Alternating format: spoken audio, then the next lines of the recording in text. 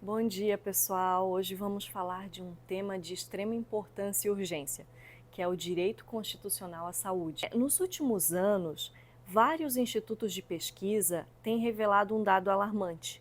O acesso à saúde é visto pela população como o maior problema do Brasil. Ele supera questões como economia, inflação, desemprego, corrupção e até mesmo problemas tão graves como a criminalidade e a fome. Esse cenário, ele revela que a saúde não é apenas uma necessidade básica, mas uma urgência que exige atenção imediata. A crescente insatisfação da população com o sistema de saúde reflete a necessidade de mudanças estruturais que garantam um acesso mais justo e eficaz para todos. E se a saúde é urgente, como o direito se posiciona diante dessa realidade? Refletindo uma das ideias centrais do pensamento de Miguel Reale, nós podemos dizer que o direito não é apenas um conjunto de normas abstratas, mas sim um instrumento de justiça que visa resolver os problemas reais da sociedade. E fica a questão: será que hoje há êxito em efetivar toda a missão que o direito à saúde nos impõe? Porque uma coisa a gente pode afirmar com propriedade: arcabouço jurídico com relação a essa questão nós temos. Vejam só esse artigo da Constituição, se ele não soa até como poesia nos nossos ouvidos. A saúde é um direito de todos e dever do Estado, garantido mediante políticas sociais e econômicas que visem a redução do risco de doença e de outros agravos, e ao acesso universal e igualitário às ações e serviços para sua promoção, proteção e recuperação. Desde a Constituição de 1988, o direito à saúde foi efetivamente consagrado como um direito fundamental e é algo que deve ser garantido a todos de forma universal e igualitária. E antes de 1988, como que era? O direito à saúde, como a gente conhece hoje, ele não existia de maneira explícita. Havia algumas iniciativas isoladas, mas foi apenas com a Constituição de 1988 que ele ganhou força. Ele ganhou força como um direito fundamental e essencial à dignidade humana. Agora, com relação a esse momento histórico e importante do Brasil, com relação ao direito à saúde, nós temos um vídeo da Fiocruz e vamos passar agora a respeito da 8ª Conferência Nacional de Saúde e também a respeito da promulgação da Constituição de 1988. O relatório produzido durante a 8ª conferência foi tão importante que serviu de base para a elaboração do capítulo de saúde da Constituição de 88 e para a criação do SUS, Sistema Único de Saúde.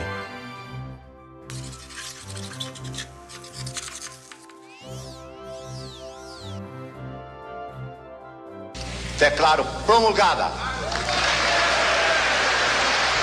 o documento da liberdade, da dignidade, da democracia, da justiça social do Brasil.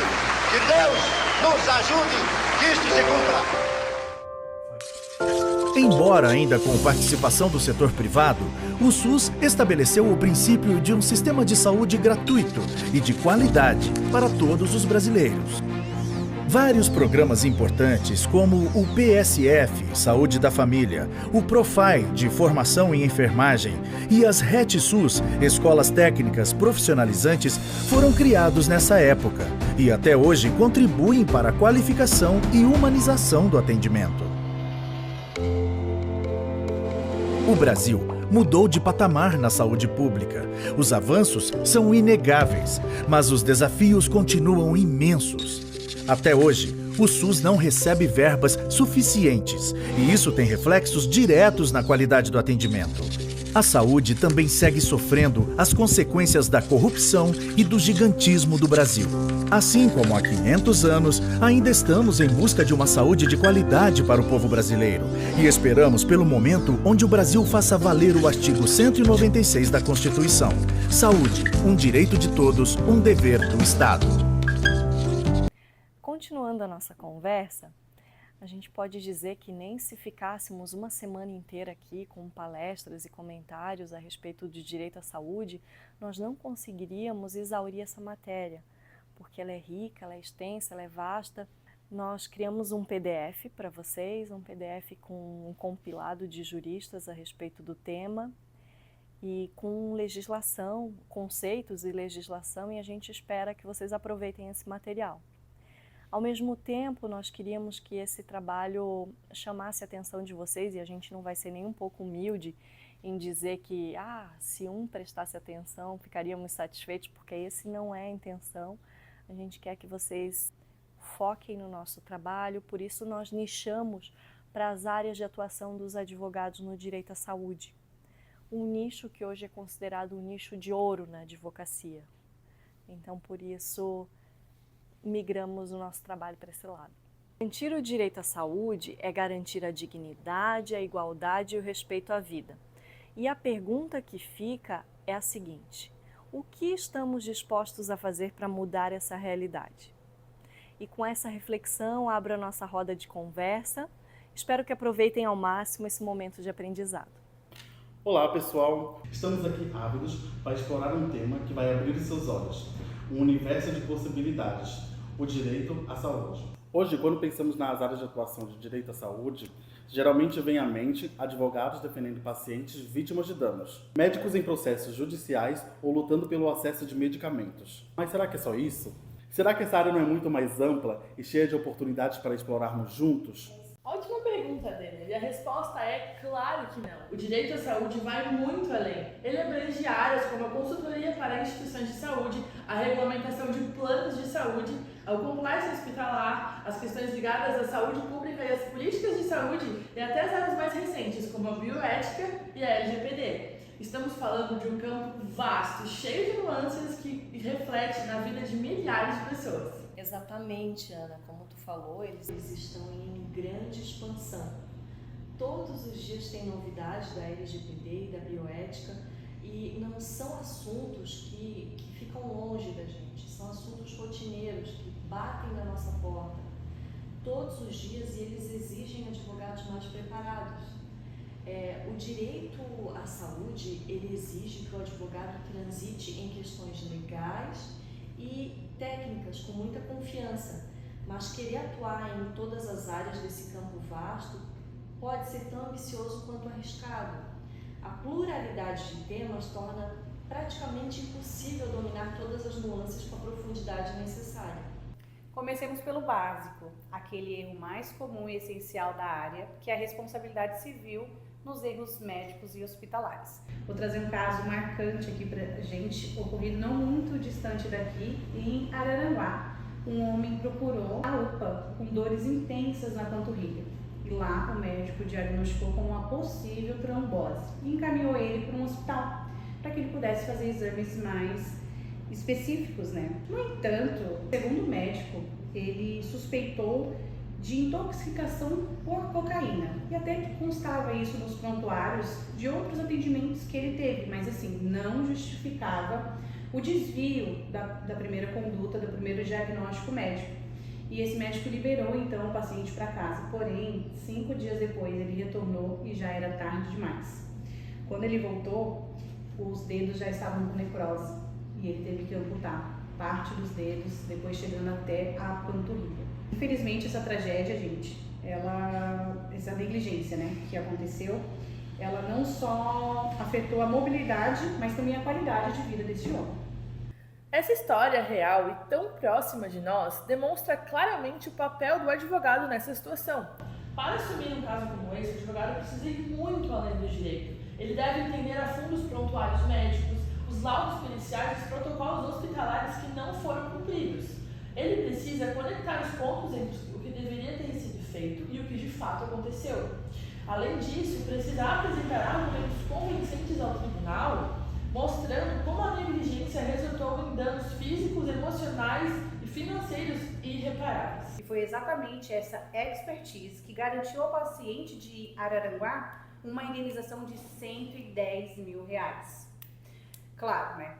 Não, nada vai pagar essa perda, mas pelo menos ele pôde buscar uma reabilitação e seguir em frente, né? Casos assim mostram que para lutar por justiça e situações de erro médico é preciso ter ao lado profissional preparado, que entenda tanto de direito quanto das complexidades médicas envolvidas.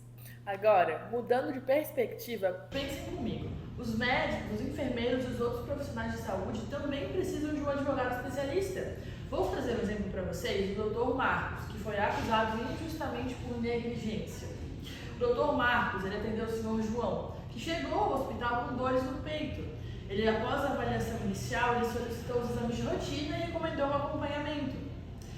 O paciente foi liberado, mas dias depois ele sofreu um infarto fatal e veio a óbito. A família do Sr. João processou o Dr. Marcos, alegando que ele foi negligente e não solicitou exames mais específicos, como por exemplo um eletrocardiograma. Agora entra o advogado do Dr. Marcos. Ele precisou demonstrar que o médico agiu de forma correta mediante os protocolos, que a condição do paciente não apresentava sinais claros de gravidade no momento do atendimento e que o infarto foi imprevisível. Além disso, trouxe peritos médicos que comprovaram e explicaram que o procedimento adotado pelo Dr. Marcos era adequado para aquele tipo de situação. No fim, o resultado foi a justiça sendo feita e o médico não foi responsabilizado por algo que estava fora de suas mãos. Ana, e na mesma seara, a gente pode citar a atuação em processo ético, nos conselhos de classe, ações trabalhistas e responsabilidade solidária, onde médicos e instituições de saúde são processados juntos.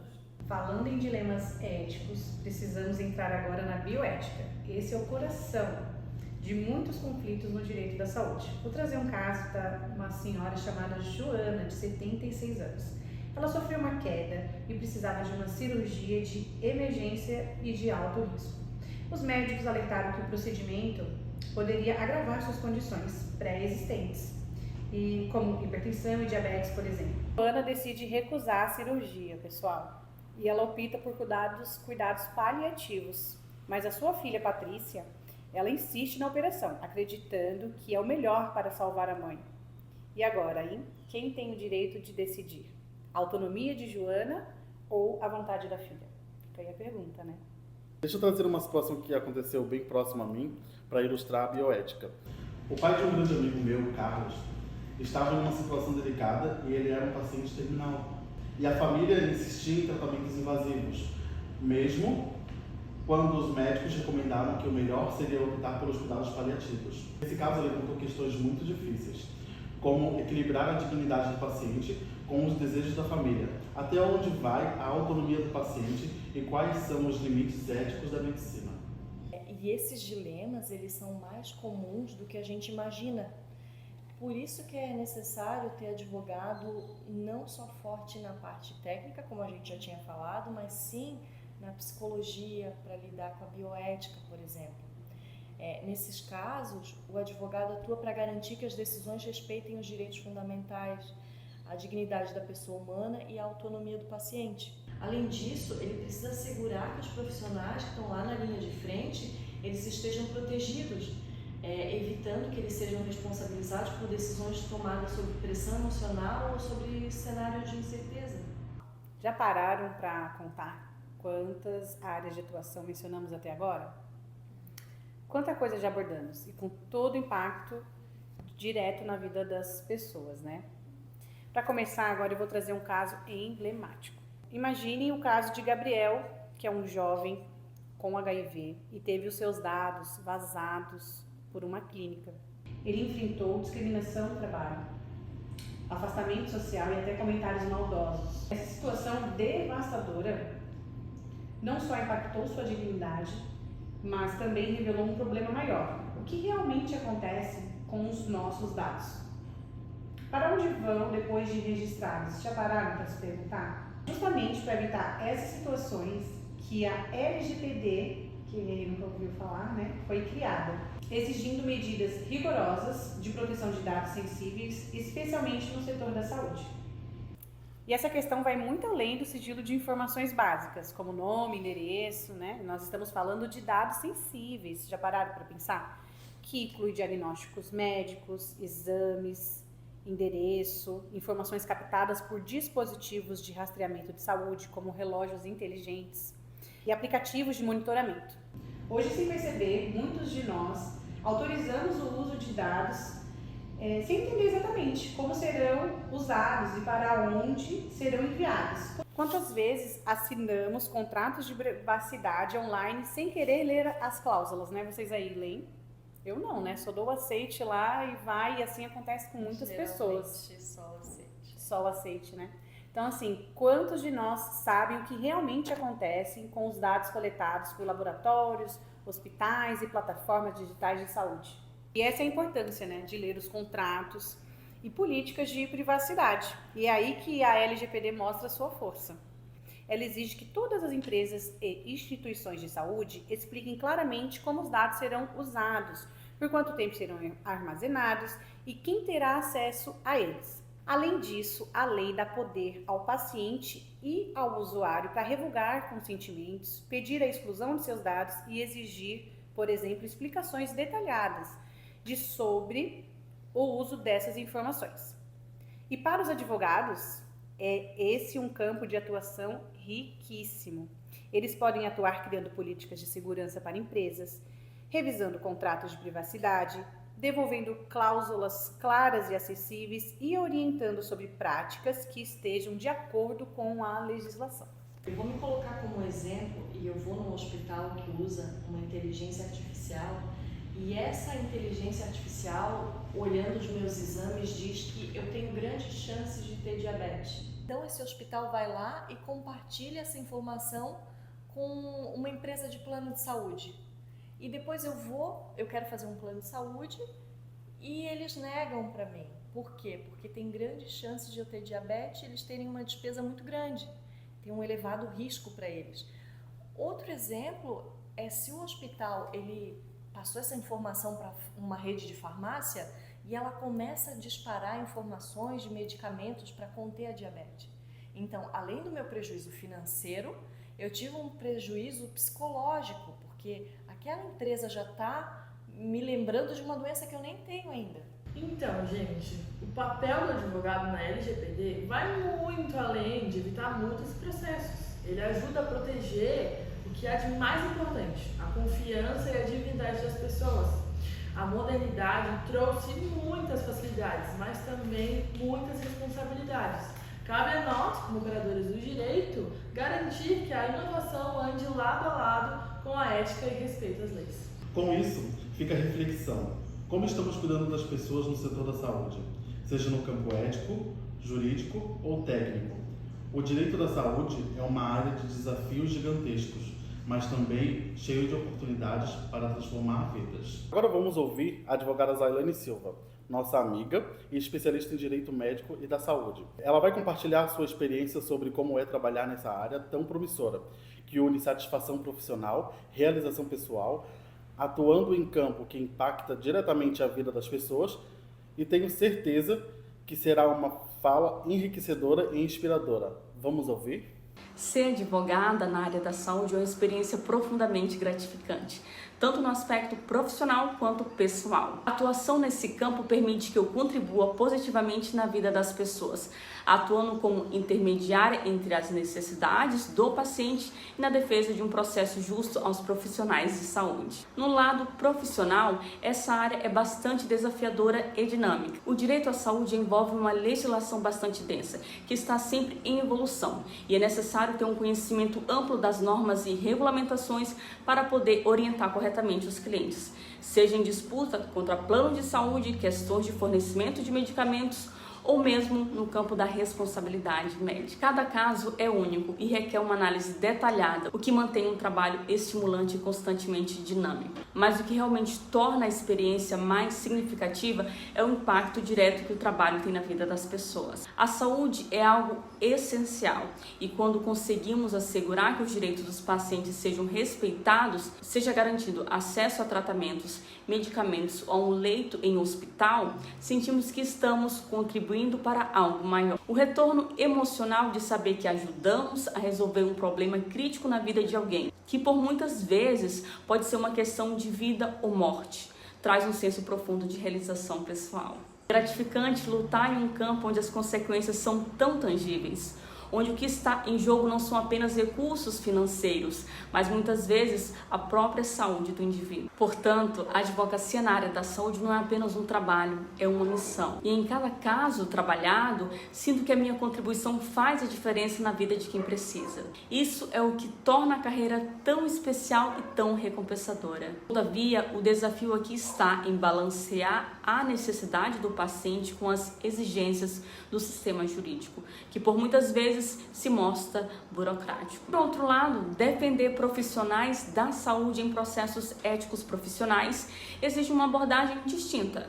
Alguns casos focados na análise técnica e na proteção da reputação em carreira desses profissionais. O advogado, ele precisa conhecer não apenas a legislação, mas também os princípios éticos que permeiam cada profissional, seja ele médico, dentistas, biomédicos, enfermeiros ou até mesmo clínicas. A defesa desses profissionais, embora focada na preservação da sua carreira e do seu direito ao exercício profissional, também envolve um entendimento da complexidade das condições, nas quais o erro pode ocorrer, seja por falhas humanas ou por limitações do sistema de saúde. O desafio de defender tais profissionais é que a reputação deles pode ser gravemente afetada por um processo judicial, independentemente do erro ter ocorrido. A responsabilidade do advogado, nesse caso, é dupla: garantir que o processo seja justo, mas também proteger a dignidade e os seus direitos, que pode enfrentar não apenas sanções legais,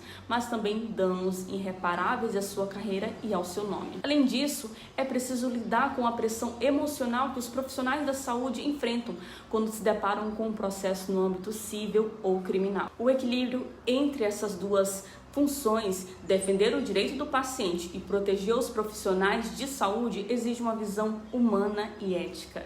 Em ambos os casos, a advocacia na área da saúde exige um compromisso, tanto na relação profissional-paciente, quanto no funcionamento do sistema de saúde. Essa dualidade de atuação, sempre respeitando a ética, a dignidade humana e os direitos fundamentais, é o que torna a advocacia na área da saúde uma jornada profundamente desafiadora e ao mesmo tempo enriquecedora. Oi, colegas! Antes de mais nada, eu gostaria de agradecer a professora Daisy e a professora Tânia por todo o entusiasmo e toda a dedicação que tiveram com a gente durante esse semestre. E com certeza todos aqui, como eu, se sentem inspirados e transformados com toda essa didática. Quero deixar também agradecimentos especiais para vocês, colegas de equipe, que deixaram tudo de si nesse trabalho e que com certeza todos aqui conseguem ver o quanto que a gente se esforçou para isso, então parabéns, equipe! E obrigada, colegas de sala, por todo esse tempo de convivência, por causa de cada debate, cada individualidade, diferença. Foi lindo, assim, ó. Obrigada por tudo e que a nossa jornada, com certeza, só está começando. E por último, eu gostaria de agradecer uma pessoa que passou por nós, a Adna, nossa querida amiga de curso, que estudou com nós por um bom tempo, que continua estudando Direito, porém em outra universidade. Cara, no começo, a ausência dela, assim, foi um baque, porque ela é uma pessoa muito querida, que onde ela passava, ela era inesquecível, todo mundo sabia quem ela era. E que saudade que faz, hein? Uma palavra que define a Adna é empenho, com certeza, porque a gente consegue ver ela, sua força de vontade, a sua dedicação para que o direito cumpra seu verdadeiro papel, né? Que é a justiça pelas pessoas. E com isso, a gente pediu pra ela que ela gravasse um pequeno vídeo pra gente, falando o que o direito é pra ela. E é com isso que nós vamos finalizar o nosso trabalho, com essa linda mensagem de inspiração.